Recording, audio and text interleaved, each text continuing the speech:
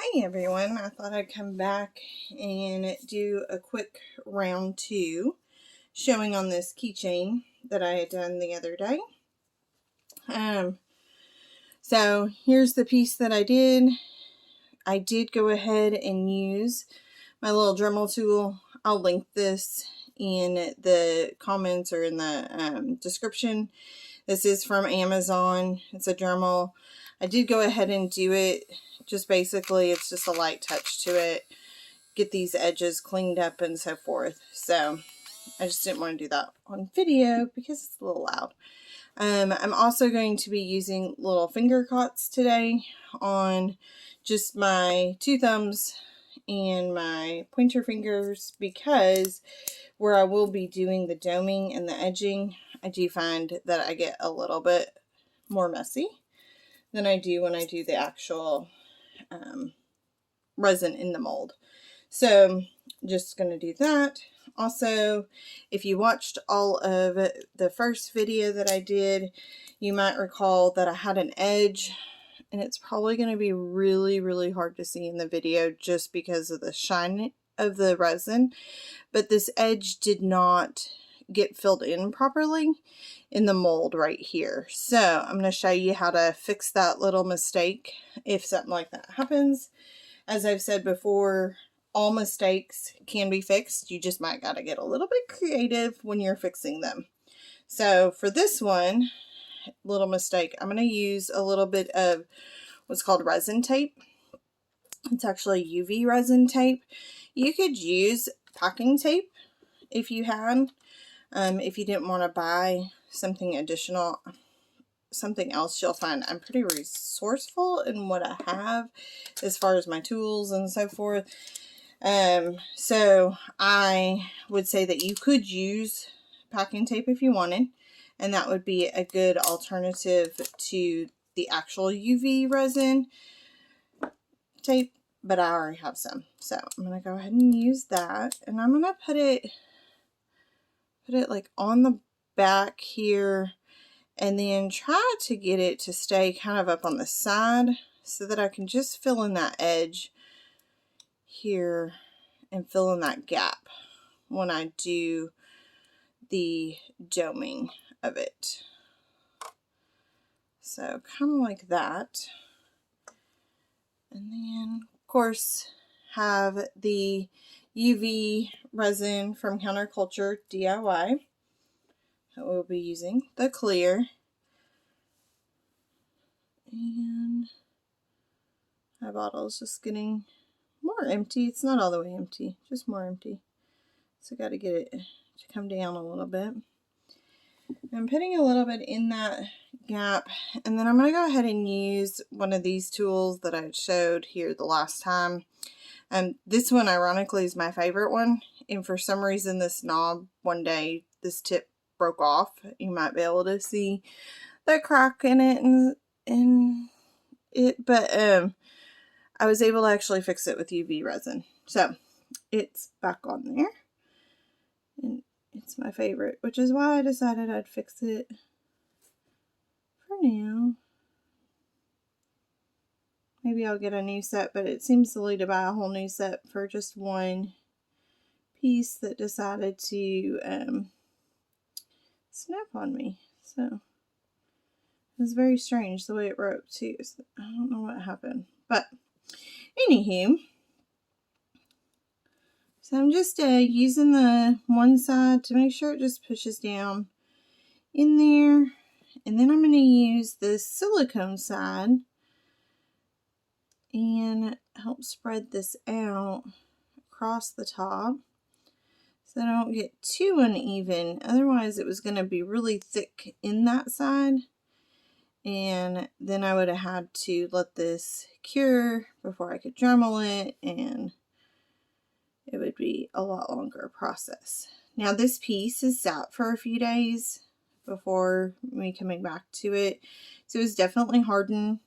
It was hard after I let it sit overnight, and I came back the next day. It was hard, and I was able to go ahead and Dremel those edges and get those cleaned up. So I would say that 12 to 24 hours is good for that, letting it set. I'm not going to worry about getting this super straight and even because I want to just really get that edge. Not that, I thought this was plugged in. Not that it is like a major issue by any means, but especially since it's going to be a piece for me. But I'm a little bit of a perfectionist, or maybe I should say a lot of a perfectionist. And so I want to make sure that that's filled in correctly, just to give it a little bit more integrity. All right, got that on. I am going to still do 60 seconds. If you watch the first video, you'll know that 60 seconds is my favorite mode, just to ensure that it does cure fully, especially since I used mica powders to give it the color and give it that design. We want that UV light to really get through the UV resin, cure it, and not have any issues with it being sticky. And looking pretty good under there. So waiting for that to come out, then we will remove our tape and we will go ahead and do a good solid dome on it and do the edges. And actually, before I do a solid dome, I'm going to show you how to add the jump rings and so forth. So I have a jump ring, very tiny. I do beadwork. I've done beadwork since I was a teenager, so I've been able to learn a lot of tricks and tools with that. These little guys are called little jump rings. They are your best friend if you're doing earrings, keychains, things of that nature. All right.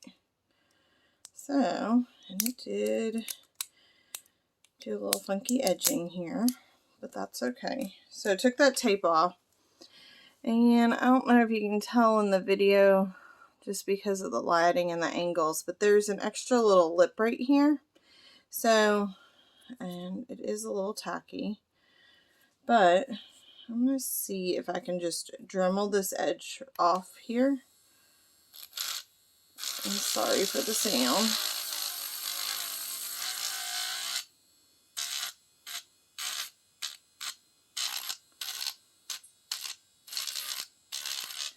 Oh, but it looks a lot better.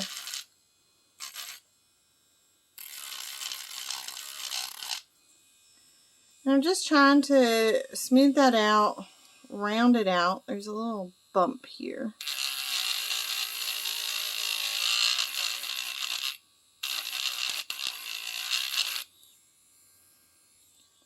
Nice. Actually, there's a little bit more of a bump. I want to get this guy.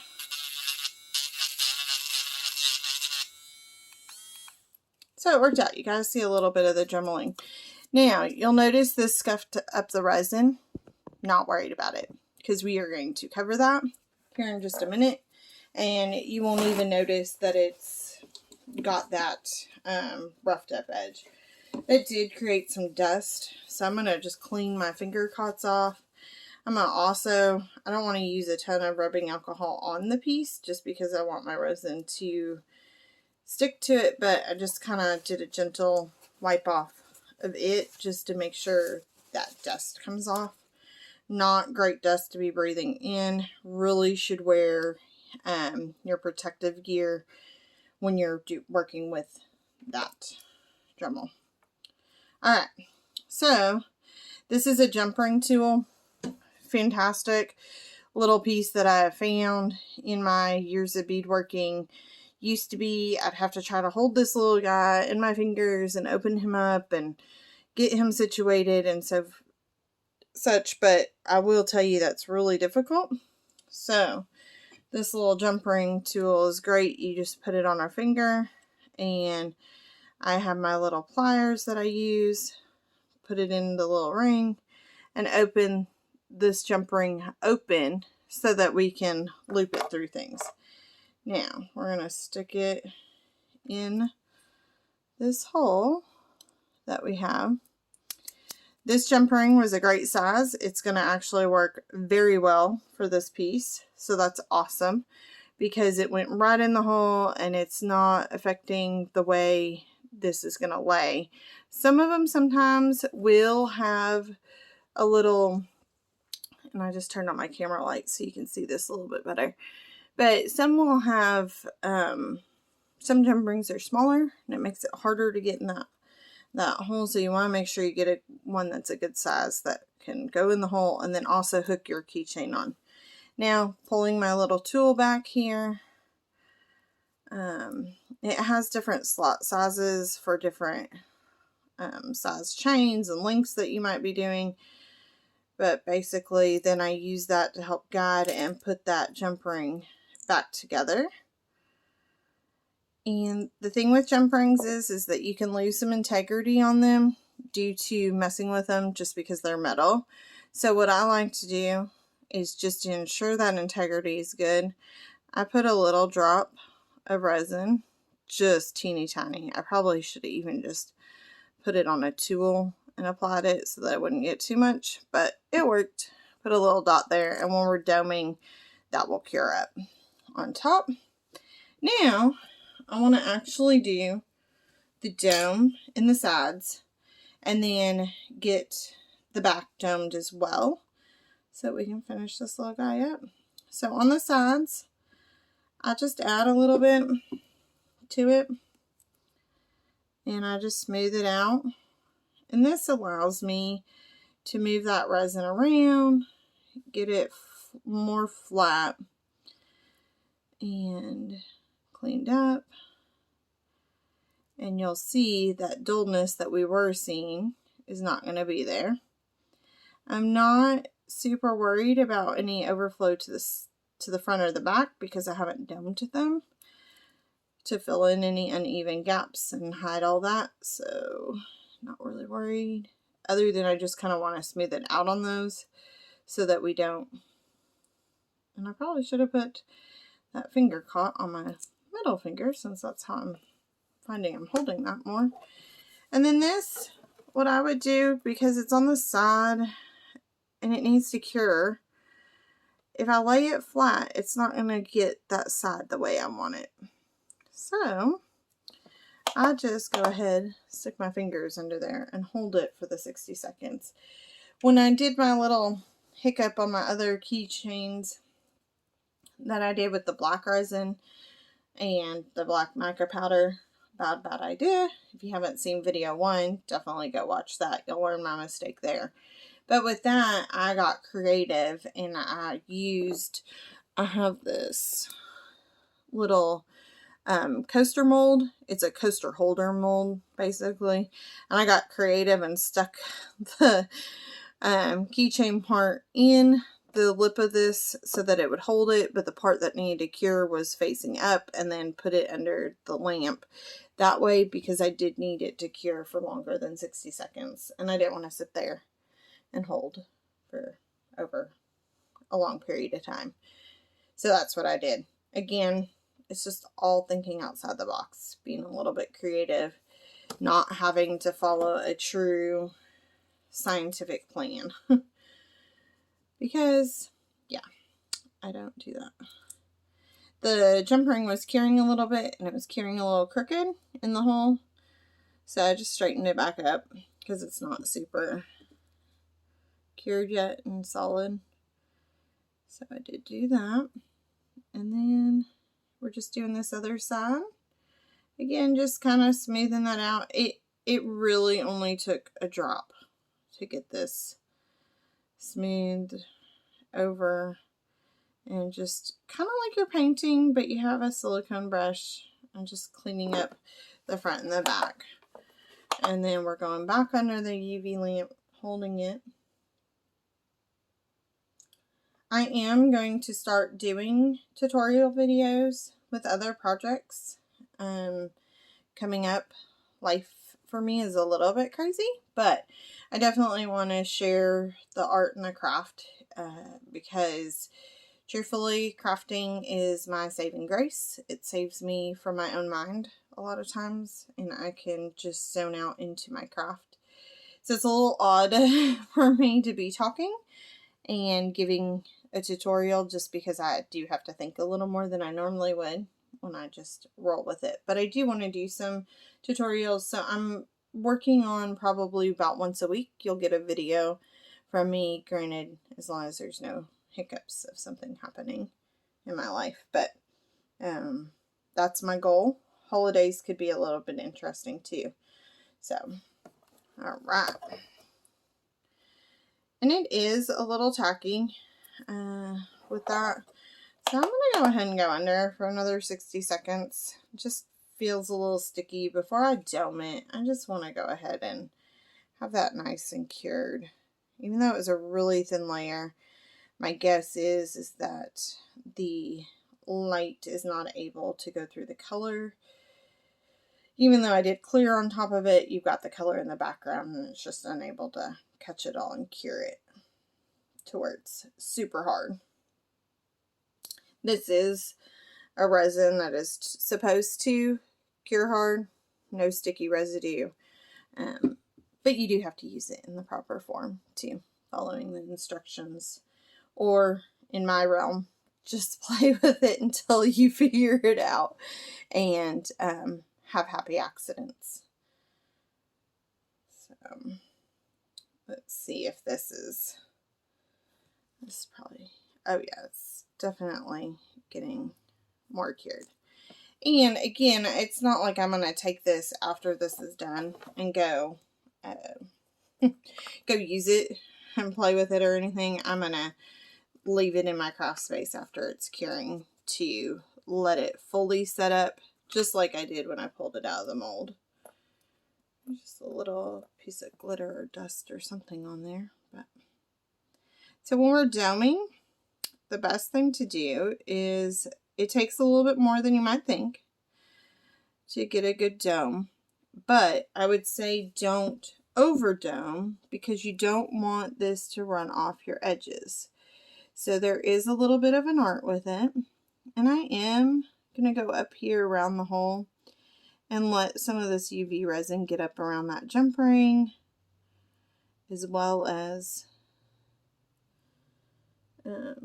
the hole that it's in, just to make sure that it is nice and sealed. I knew that would happen one of these times. So there's a delivery truck outside. I have 2 cockapoos. Never thought I'd be a mommy of smaller dogs, but here I am. That's a whole long story of how that began. But they see something, and in this case, it's a delivery truck. I heard it. So they're probably going to bark at the delivery truck, delivery man, or woman, whoever. And then they'll probably bark at the box too, because that's my female dog. She is unhappy about it. Alright, with this one, just want to make sure when you've domed that we don't have any like little straggler bubbles. That's when my bubbles, usually with UV resin, like to pop up. I can't tell if that's a bubble or just the way the micas were. I think it's just the way the micas were. So, just put that under for a minute here. Let that seal and harden up. It looks really good. My sides were a little tacky probably still, because they look a little on the rough side. Worst case is after I dome it, I could go back and touch up the sides and then just let it be. Again, it is just one for me, but like I said earlier, I am a perfectionist and my own worst critic, so I definitely will probably fix that just because it'll bug me. But that's art. That looks really good. I don't see any bubbles popping up. You could use, some people use a heat gun. Some people use like a little ladder to pop bubbles. I'll use the ladder for the UV resin. I don't like the heat gun for the UV resin. I'm working with such a intricate piece that I don't want to, just tapping it, and yeah, it's nice and solid. It is tacky though, so I probably, once I stop the video, I'll probably go back and cure both sides again. It's not a big deal though. But with the heat gun, the UV resin, just because I'm working with such an intricate piece, I feel like the UV resin would just fly off the edge. It would get too hot. Plus, UV resin goes off of the heat and cures faster. So you don't really want a lot of heat because you're going to cure faster. I don't know if it's going to show in the video because this is really far away and the angle is not the best to see, and I can't pick it up because of it, but there's a huge bubble right in the R right here. So with this part of the tool, I can manipulate that bubble and make him, maybe, he does not want to pop. Actually, that might be a good thing. I'll show you then what I do. Since he's not going to be manipulated, I just take a quick, and then he's popped. Biggest thing is you don't want to light your UV resin on fire. That would not be a fun experience. So you don't want to go for long. You don't want to dilly-dally with it. I have a couple other bubbles, so I'm just going to quickly pop it down. That one's being more stubborn. Actually, it might be a bubble that I just didn't catch when I might come back out so that you can see more of the process. The camera really does not do it justice. That bubble might have been in the last layer and I just didn't catch it. Oh no, there it is. It's hung up around this flower. There was a little lip around this flower, and so just getting. Now these are really micro bubbles, so what I do in those situations, I do this with my regular resin. This is just an old, like, cheap perfume bottle that was cleaned out, that I put rubbing alcohol in, and the easiest way to make those little micro bubbles is to go ahead and spritz it, and it will pop those. Now, I made a mistake, but as I've said, every mistake is fixable. So I got too much resin, and we are running off the edges here. So we are going to take my paper towel and try not to take off my entire dome, like I just almost did, and take that off of there. This mat is from Counterculture DIY. You can see part of their logo in the video. It's the best purchase, one of the best purchases I've ever made. I was a little hesitant spending the money on it, but I'll tell you, after working off of just like small colored silicone mats that you can get on Amazon, this thing is crafted specifically for resin workers, and it is phenomenal. You get any kind of resin on it, it pops right off, or it will wipe off either way. I'm just getting up by that hole again. And then I've got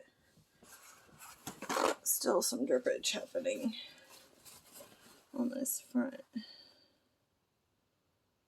It's just a little too much resin. So I'm just trying to, so that my dome cannot cause, I was always told when you're painting a room or something that those big old drips that like to drip down are called alligator tears. So that's what that kind of reminds me, is when it's coming off the edges, you might get a big old, what I would call an alligator tear. Don't know if that's true painter's lingo or if that was just because I grew up in Arkansas and that's what they taught me. I don't know. Okay. Looks pretty good. I'm going to go ahead and just scooter on under here. Put that on. And so forth. But back to this mat. It's been phenomenal. Resin just pops right off of it. It will just, literally there was some resin over there that I had rubbed and it cured, and then pop it right off. Almost looks like a layer of skin if you were sunburnt. There's also, you'll get like the bubble pieces if you drip something, and you might get that. You can just pick it right up off once it's cured. It is easier to do it when it's cured than to like wipe it off. UV resin though would take forever to cure because in this space, just because I would need UV light or the sunlight. So I don't want to wait for it, so I wiped it off with just a little bit of that alcohol. And you'll see that it could stain and so forth. Now, this is clear. I'm working on a table that's got a grid and measuring underneath. But, I mean, you could put it on any table. It's rather pretty large as well. It's like 35, maybe close to 36 inches, just the way it's positioned on here, wide. And then, or long, whichever way you want to think about it. And tall, it's about 23, 24.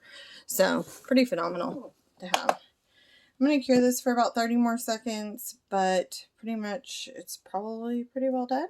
I just don't want to get any little fingerprints and scuff marks on. And then it's done. I'll let it, like I had said earlier, I'll probably let it sit for 24, 48 hours minimum before I'd actually use it. And here you can see it. I hope that light does it justice. It is gorgeous. And then the back turned out really pretty. I know I was going to do a black back, but as I got into it, I changed courses because it just couldn't be ruined with a black back. It was too pretty. So there we have it. That is UV Resin Keychain Part 2. If you have any questions, throw it in the comments. The part that I'm not going to video is I'm just going to do another 60 seconds on the front, 60 seconds on the back. The finger cuts you could try to save. You get so many in a pack. I've gotten so many in kits and so forth. I'm not worried about saving them. I can't use them with tumblers and things of that nature. I have to use actual gloves. So I just will toss those. No need to try to save those because I've got a zillion. Literally. I will link in the description this tool through Amazon. You can purchase it through that link. It does. It's a paid link for me, so if you purchase it, it kicks back a little something for me. Not necessary for you to do that, but I do want to, I have to disclose it, and I do want to show that that's what I use. This is a tool set that also is from Amazon. I put it in the notes on the first video, but I will again on this video. Again, it is a paid link. I think it comes with several different tools that some I don't even use. But these are clearly the ones I use. They're on my desk. So, anyway, if you have questions, comments, love to hear from y'all. And I will see you in about a week. Have a good one.